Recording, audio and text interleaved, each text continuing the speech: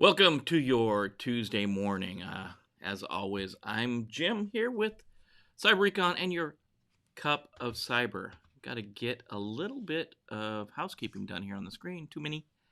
Far too many little icons floating around. So, hope you're having a good day. It is Tuesday, March 24th, out here in Virginia. Feeling like a Deadpool day, so we have a Deadpool shirt and our Deadpool coffee cup filled with illy coffee to join us this morning as we jump off into our cup of cyber. Wow, what a week it's been already, and it's only Tuesday. That's okay.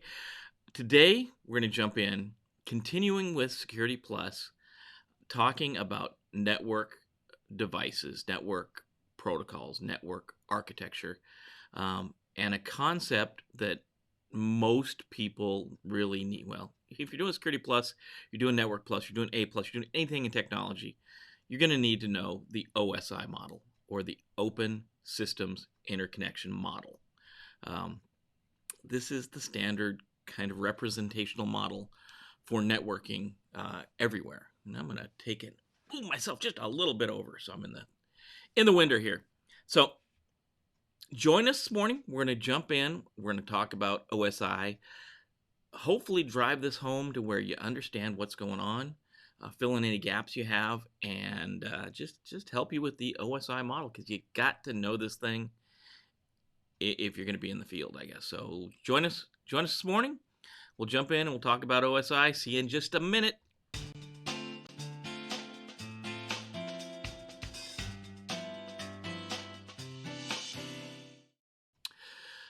Awesome. So, welcome back. Today, the 24th of March, National Chocolate Covered Raisin Day. Oh, man. I don't know if I like those, but Raisinets, I guess, reminds me of movies of old times when you used to get out of the house and go see a movie. So, again, jumping in, Security Plus. That's what we're talking about. If you're looking at taking the Security Plus exam, getting in the security field, really, anything with computing, networking, security, IT, you're going to need to know the OSI model. So we're talking about Security Plus. The subdomain is Network Design Elements, and this topic is OSI, or the Open Systems Interconnection model. This model was needed because early in computing, the two giant companies, IBM, International Business Machines, and Digital Computing, were building systems, and they didn't necessarily talk to each other. So at the time, the International Standards Organization, or ISO, it just goes by ISO now, developed this Open Systems Interconnection model, right? And the model breaks down network communication into a stack. And we can use this representational stack to show how data flows from the computer across the network and into the destination computer, right? So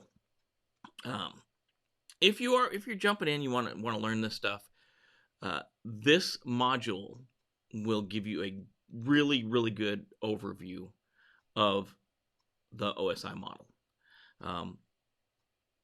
In April 1st, the Security Plus course will be available on Cyber-Recon. We'll have that, as I said yesterday, the site is going through its total rebuild. It will be up and running by the end of this week. And if you sign up for the Security Plus course before April 1st, and I know there's not that many days, maybe we'll extend that a little bit, 25% off the course cost. So if you don't want to take the course, fine. You're going to get the basics here. In the course, we're going to explain it a little more. We're going to have some analogies that help drive the system, this process home, and we'll provide more details. Obviously, you get access to the flip cards, the study cards, the flashcard, online flashcards, the online instructions, the interactive videos, that kind of stuff. If you don't want to do that, this is a really good book. This is, which way is it going to go? This is the Pearson Security Plus Study Guide. I'll throw a link to this in the description below. it's an affiliate link. So if you buy it, we'll get 22 cents or 2 cents or whatever the affiliate is for that. But it's not going to cost you any more, of course. So back to the point and off of the advertisement, I guess.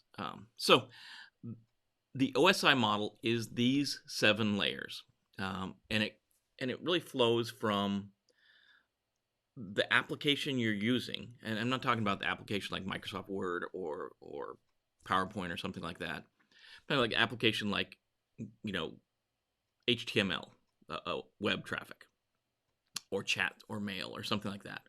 Network aware applications. And this is actually flipped upside down. So this is really is from layer 1 to layer 4. We need to flip that around.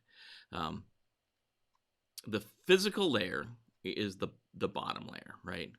That's the layer. Let's get off this slide because, you know, it's not quite right. Man. Okay. So make this one a little bigger. We'll look at it this way. We'll take a look at the stack, right? So there we go. Nice and big. So the application layer is our top layer. That's layer 7. Man, computer, you're not working with me today. That's our top layer. That's the application layer. That's where we're talking about HTML or web traffic or something like that. That's this top layer. And I'm going to make this even a little bigger. Then layer 6 is presentation. Layer 5 is session. Layer 4 is our transport layer. Layer 3 is our network layer. Layer 2 is our data link layer. And then finally, layer 1 is our physical layer. And as you can see, the arrow on the left side here of the stack means that as we interact with, say, a web page, right, we're going to bundle up our data. And as you see in the top 3 layers, the unit of measure we're using is data. So this is the data we want to send across the internet. Oh, you are about on my last nerve. So this is the data we're going to send across the internet. So that's going to be something, you know, maybe a web request, something like that. So that's going to happen at the application layer, the presentation layer, and the session layer. We'll call the thing we're working with is just data. When we get down to the transport layer, which is layer 4, that's when we're talking about a segment or a datagram. The network layer, we're talking about packets. The data link layer, we're talking about frames. And the physical layer, we're talking about bits. When we get down to the physical layer, that is, you know, that's our cabling, right? The Ethernet cable or the wiring, or, you know, in the case of wireless, the ether, the air, where the transport medium that your data is going across, right? So when we look at this thing, the stack, right, we see this black arrow. Our data is going from the top, from the application layer. It's going to travel down through these layers to the physical layer when it gets to your network cable or the Ethernet card, and then it's going to go across our network. And normally as it goes across the network, it's going to go, as it hits a switch or a router or a hub, which we talked about yesterday, it's going to go up that stack a little bit, get processed, and then go back down the stack and back out, right? So at some point, it's finally going to reach the end destination, the web page or whatever computer we're trying to connect to. And it's going to go back up the stack again, right? So we have the data coming from our computer, like HTTP is our application. It's going to go through presentation, session, transport, network, data link, physical, scoot across the network, and then when it gets to the receiving end, it's going to go from the physical to the data link, to the network, to transport, to session, to presentation, to application. So really, when we learn the OSI stack, we should learn it both directions, from the top down, from 7 to 1. We should also be able to do it from 1 to 7. And I'll give you some mnemonics later to help you remember the names of each of these layers in this stack, right? So one thing to be aware of within the stack, and I'm not showing here that data is going straight from application to application. That's not what this is. Don't get that confused. I should have maybe made this a different color. But the point here is the application layer only understands the application layer on the other side. So what that means is when the application layer does its business, when it makes its packet, when it creates the data, I shouldn't say packet, that's a bad name, this layer, when it is working with the data, all it knows about is what happens at the application layer. It doesn't really know anything about the presentation layer through the physical layer. It when it passes it off, that's all it does, is pass it off. It doesn't understand anything other than application. So application is related to the application stack, application layer on the other side, on the other stack. So just that's the important thing to know here.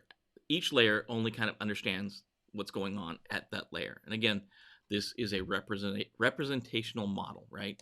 So starting from the bottom, and we look at, if we start at the bottom, we think like a building, we're starting at the first floor, right? This is the physical layer. So there's actual cables, hubs, repeaters, physical elements used to send data from one computer to the next, right? So we're talking about the physical things, right? Things we're talking about here, bits, ones and zeros. It's just the electrical signal flying over the cable. It's the electrical, or the ones and zeros flying over the Ethernet. It's a good, if you're having problems with your system, this is a good place to start. We start with the physical layer. It's like making sure your computer is plugged in. That's important. That's important to do, right? Then we move up. We move up to the data link layer. Here we're talking about taking those bits, compressing them into the frame. And the frame is what we're talking about, a data link layer. All the bits are gathered together. They're put in a frame. It's where we have our media access control. Happens on the same network, like an Ethernet network. And generally, switches operate at layer 2, the data link layer. We do have layer 3 switches. We'll talk about those a little bit more as well. But normally, we talk about switches operating at layer 2. And back here, we talked about, the MAC address, right? So here we talked about the media access control, right? So it's important to understand a MAC address and an IP address. And if you've seen these before, that's good. So a MAC address is the physical address of your network card, whether that network card is a physical network card, like for a wired Ethernet connection, or a wireless Ethernet card, right? It's important. The MAC address is going to identify that particular network card, right? Generally, and we'll talk about how this can change later when we talk about attacks, but a MAC address is thought to be permanent, right? And we can go in with software and change our MAC address, but for the most part, we think about MAC addresses, the address of that network card, to be permanent, kind of like your Social Security number here in the United States. So if you have a Social Security number, obviously there are ways to change that. There are ways to fake the system and come up with a new one. But generally, your Social Security number is permanent. And we think the same thing of a MAC address. The MAC address is permanent to that card or that computer, right? If we only have one network card. So that's permanent. The IP address, or the Internet Protocol address of your computer, can change, and it can change frequently, right? So we can relate this to being your street address, the address that you're living at, right? So you'll take your Social Security number if you move from house to house, right? If you move from, Montana to Virginia, you'll have a new address, but you'll have the same Social Security number. That's the same thing with your computer. If you take your computer from your house, your laptop, and you go to Starbucks, your IP address more than likely is going to change, but your MAC address generally stays the same, right? So hopefully that helps someone if you're knowing the difference between MAC and IP address. So the network layer, this is responsible putting the frame into a packet to be sent across the internet, right? This provides the connection between the host on different networks. Routers operate at this level. So when we talk about routers working at layer 3, right? So a switch at layer 2 is going to deal with the frame, and it's going to deal with the MAC address, and the router is going to deal with a packet, and it's going to deal with the IP address, right? So routers operate at layer 3. There are also switches that can operate at layer 3. So we'll call them, obviously to call them out, we'll call them layer 3 switches, right? And they do that because if we're not switching based on MAC address, but we're going to switch based on IP address, then we'll use a layer 3 switch. Routers do a little different function. They connect different disparate networks, right? So now we finally get to transport layer. Now we're dealing with a segment, right? This is where we deal with flow control, making sure that, you know, how the packet goes from one place to another. This is where we provide our transfer type, right? So we can have TCP or UDP generally. TCP is Transmission Control Protocol. UDP is Unified Datagram Protocol. UDP is not reliable. It's not bad. It's faster. There's less overhead, less error checking. But think about this: the TCP connection. We do a TCP connection. Every single packet we send out, and it could be hundreds or thousands of packets we're sending out. We send a packet out. It gets to the other computer. The other computer sends a message back saying, "I got that packet." And this happens really fast, right?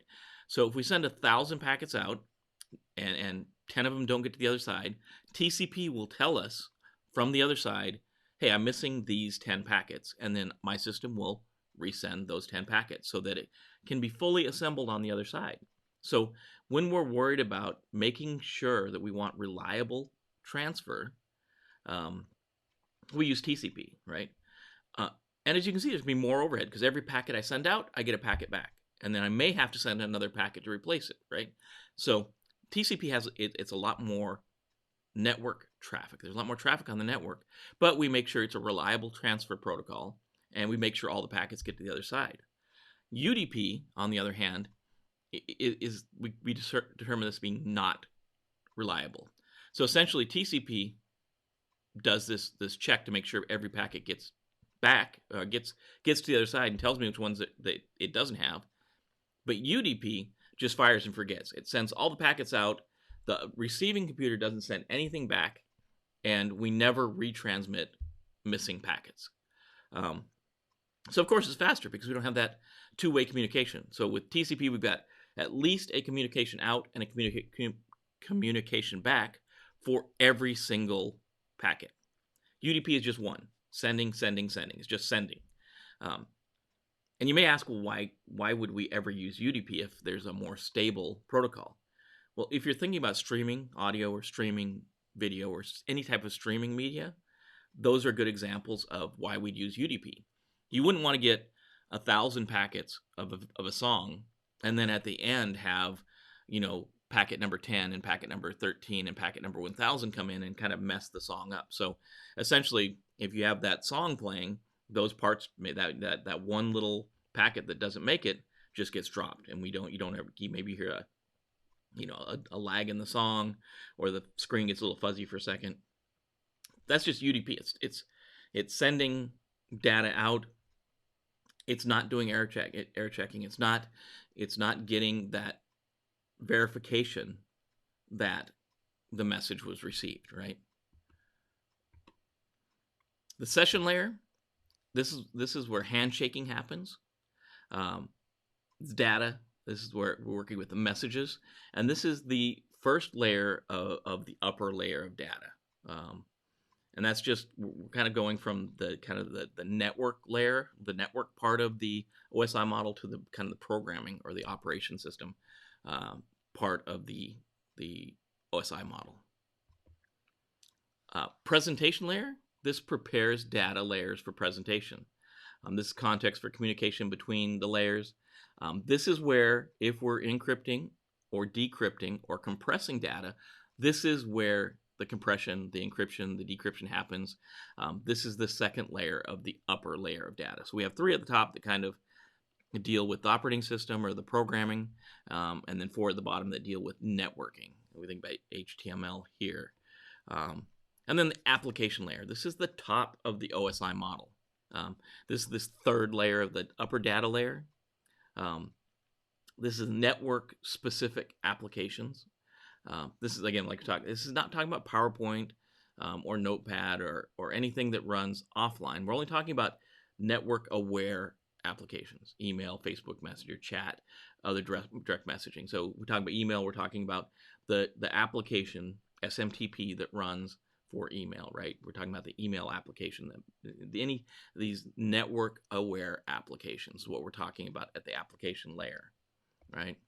So if we take a look at this, and this is from Geeks for Geeks. I would put a diagram together, but they had a nice one. So essentially what we're talking about is, if we're looking at this computer on the left side, we see we've got an IP address of 192.168.1.8, and that's a private address, obviously.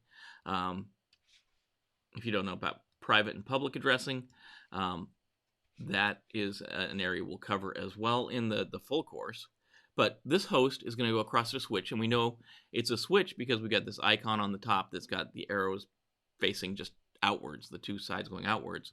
And in this case, troubles with technology, we see we're sending an email to the server on the other side of the switch, 192.168.1.10.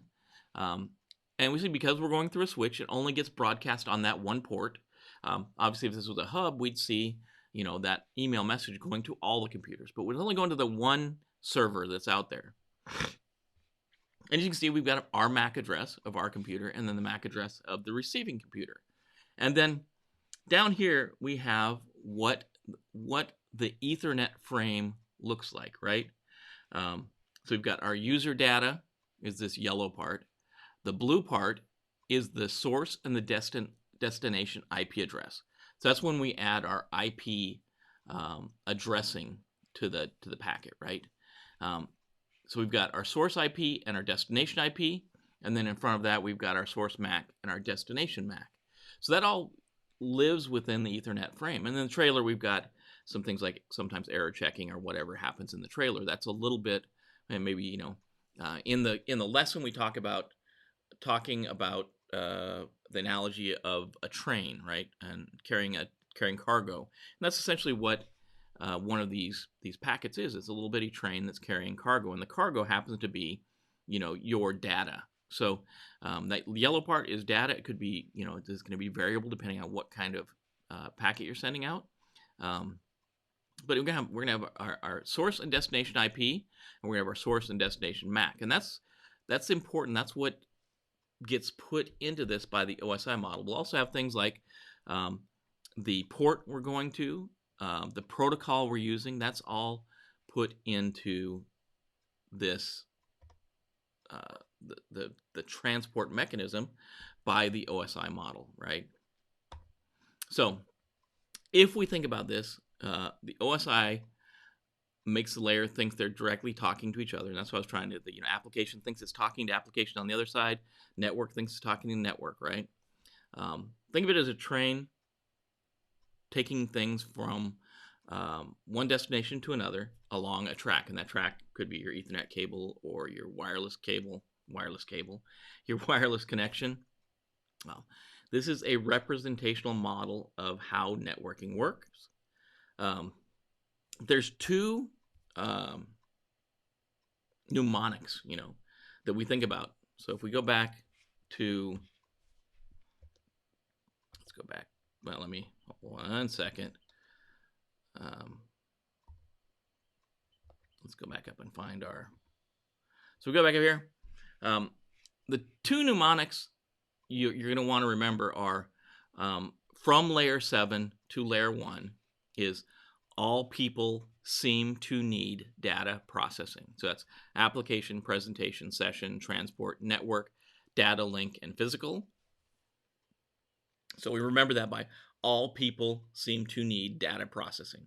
And I didn't invent that. That has been around for probably 30 years. It's the way anybody you talk to about the open OSI model, the Open Systems Interconnect, will talk about all people seem to need data processing, right? The other way, we need to remember it the other way, right? From physical to data link to network to transport to session to presentation. So going up the stack is please do not throw sausage pizza away. Again, didn't invent these. These were invented by someone else. I'm not sure who came up with them. They've been around as long as I can remember. Anybody you talk to is going to know them one way or another. As we move down the stack, all people seem to need data processing. As we move up the stack, please do not throw sausage pizza away. That's the way we remember these dang things. That's been around, I guess, forever. So I am always glad to hear your comments, glad to hear what you think about what we're doing in the morning here. I look forward to seeing them. I'm happy to see the comments. Let me know what you think, right? Like, comment, subscribe. That always helps us. Subscriptions on YouTube are the way we keep things going. If you want to know more about this, obviously, this book is good. If you want to go out to Amazon and grab this, you grab it there. If you want to use the link down below, we'll get whatever the cut we get for that. Same price either way you do it. Doesn't really matter to me as long as you get something, keep moving forward. If you want to dive deep into each of these topics, we'll have that in the online course, and it's self-paced. It's do your own thing, work through it as you want to, and that Security Plus will be available April 1st, 25% discount. Anyone joining before then. Anyways, hit the bell, like, subscribe, comment. Tell your friends if they want to get into this. If you're sitting at home, locked in, waiting for some of this stuff to blow over, maybe it's a good time to get trained up on Security Plus. As you know, it's the 8570 approved for a lot of jobs in the DoD. And I guess that's the pitch for today. Hopefully this helps you with the OSI model. Important to know this. Important to dig in and get this. Just remember those two things. All people seem to need data processing, and please do not throw sausage pizza away. That's going to help you remember down the stack and back up the stack. Anyways, I'm Jim. See you tomorrow at 7 a.m. East Coast time, or whenever you watch this recording later. And enjoy the day.